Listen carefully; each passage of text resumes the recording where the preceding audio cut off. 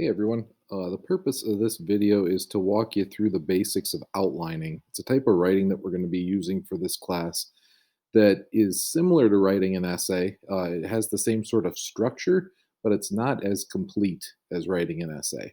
So think of it like this: your body is composed of several different systems. You've got your organs, you've got your nervous system, you've got your veins and capillaries and all sorts of things going on. But without a structural system like your skeleton, you wouldn't be able to recognize what's left as human.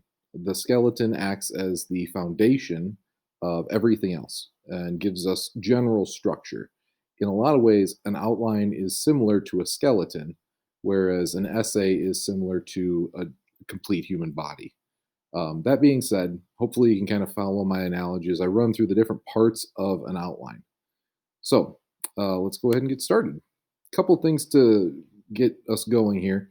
Let's talk about formatting first and foremost. In MLA, we have the first and last name of the author in the top left hand corner, the name of the class, which is public speaking, the name of the instructor, Mr. Straube, and then the date. And it's important to note the format of the date when it comes to MLA. We use day, abbreviated month, or if the month is short, we just spell out the whole month, like May, June, etc. And then the year. And then up in the top right hand corner, we've got the author's last name and the page number. You'll notice as we scroll through this thing, everything is double spaced, which means that if I hold my cursor up between the lines, they are the same space as the line itself. So everything should be double spaced throughout.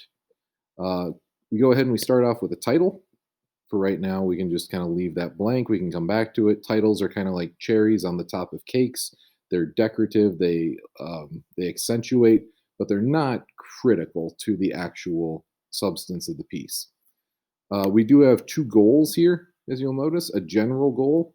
And for the first part of this class, we're just going to be focusing on informative speeches. So you can just write to inform. Next, we have what's called the specific goal. And specific goals start with the phrase, I want my audience to. Okay. Now, this one kind of takes that and turns it just a little bit. I want to inform my audience to know how to geocache. I could just clean that up a little bit and say, I want my audience to understand how to geocache, or I want my audience to know the steps of geocaching. I want you to start yours off with, I want my audience to. Okay, because that makes it audience focused. It puts them at the forefront of how we go ahead and plan our speech. Just like an essay, we've got an introduction. You want to make sure you label that, whether you put it in bold, whether you make it all caps, whether you underline it, whether you do all of the above. We need to be able to distinguish where the start of your speech exists and how it's separate from the body itself. There are four parts to your introduction. The first part is your attention getter. That shouldn't be anything new. The first part of a paper is typically an attention getter. We can go ahead and ask a rhetorical question. We can provide a statistic. We can quote somebody. We can do an action. There are all sorts of things we can do to get our audience's attention. The next step, step two, is going to be what we call relevance. Relevance, as described by your textbook, has three parts to it. Those are timeliness, proximity, and personal impact. Timeliness, first and foremost, is how this topic impacts your audience right now. How is time relevant to it? So let's say I'm talking about geocaching. I could say to make geocaching timely, geocaching can be done any time of the year. It can be done in the hottest days of summer. It can be done in the coldest days of winter. It doesn't matter what time of year it is. As long as you have the right tools, you can go ahead and geocache. Proximity, as many of you know, means closeness, how far or how close something is. So if I wanted to talk about proximity with geocaching, I could go ahead and say something along the lines of, um, it doesn't matter where you live because regardless of the time of year, you likely have a geocache within 5 miles of you. In fact, there's a geocache right within a mile of this very school in which we're sitting right now. So again, proximity. It lets us know how near or far the subject is. And personal impact, the final aspect of relevance, is how the subject impacts the audience. I could say something along the lines of geocaching is a fun activity that you can do almost any time of year.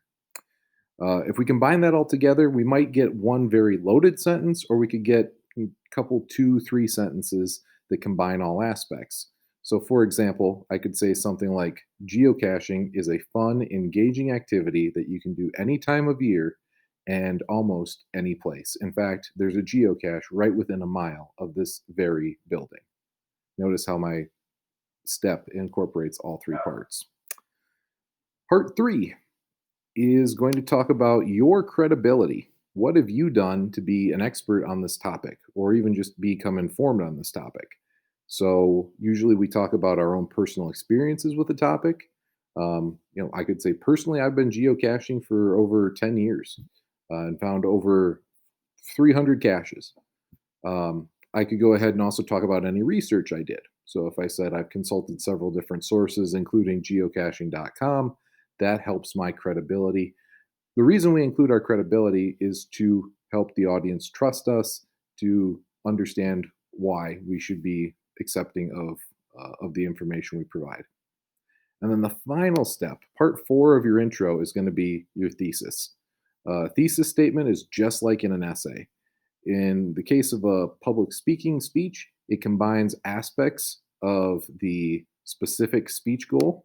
I want my audience to know how to geocache, and it gets specific, as the name suggests. The thesis suggests. Sorry, like a thesis in English, it will go ahead and lay out key points that we can expect throughout the course of your speech. So this student wrote, geocaching is something that I love to do. I've been geocaching with my family and friends. Oh, sorry, reading the wrong thing. Here we go. Step four. There are a few things that need to be done in preparation for geocaching. Once prepared, the hunt for the geocache can begin. When the geocache has been found, there are some more steps that need to be followed. So even though this is several sentences rather than just one, we can pick out what the speaker intends to say. So we're going to talk about preparation. We're going to talk about the hunt for the geocache, and we're going to talk about what to do after you find it. I need to be able to figure out those three steps so we can expect what's to come in the speech itself. That preview is super important. Okay, so that's the introduction. As we go ahead and continue on, we'll talk about the body.